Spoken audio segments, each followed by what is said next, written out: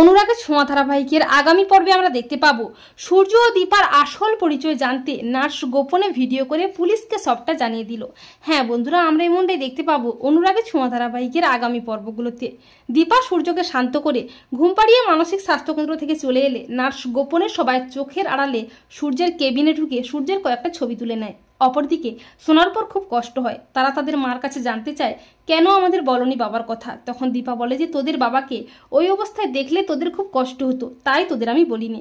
যতদিন না পর্যন্ত তোদের বাবাকে সুস্থ করে তুলতে পারছি ততদিন পর্যন্ত কাউকে কিছু বলবো না। হয়তো ওনার কোনো গোপন শত্রু ওত পেতে আছে। কিন্তু সোনার খুব ভয় করতে থাকে। তাই দীপা ও রূপা যখন ঘুমিয়ে পড়ে তখন সোনা ফোনটা নিয়ে বাইরে বেরিয়ে আসে লাবণ্যকে ফোন করে সবটা জানিয়ে দেওয়ার জন্য। কিন্তু ফোনটা উর্মি ধরে, কিন্তু সোনার কিছু বলার আগেই শত্রু দীপা সেখানে চলে আসে।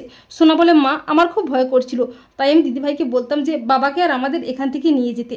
তখন দীপা বলে, তোরা আমাকে একটু বিশ্বাস কর, তোদের বাবাকে সুস্থ করে আমি ঠিক বাড়ি ফিরিয়ে নিয়ে যাব। আর দীপা সোনার উপর যখন কথা বলছিল তখন উর্মি ফোনের ওপাশ থেকে সবটা শুনতে পায়। উর্মি বলে যে ওদের কথা শুনে মনে হলো দিদি দাদার কোনো খোঁজ পেয়েছে। অপরদিকে নার্স থানায় আসে সূর্য ও দীপার আসল পরিচয় খুঁজে বের করতে।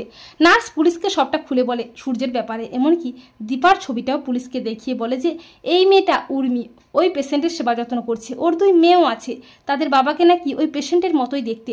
উর্মির ওই ছেলেটার প্রতি আলাদা একটা টান আছে, আর আমার মনে হয় ওই ছেলেটা কোনো ডক্টর।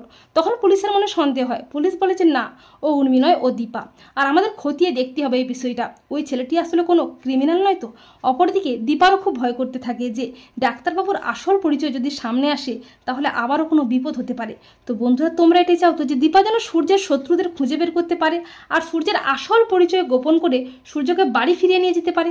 কমেন্ট করে জানিয়ে দাও তোমাদের মতামতটি।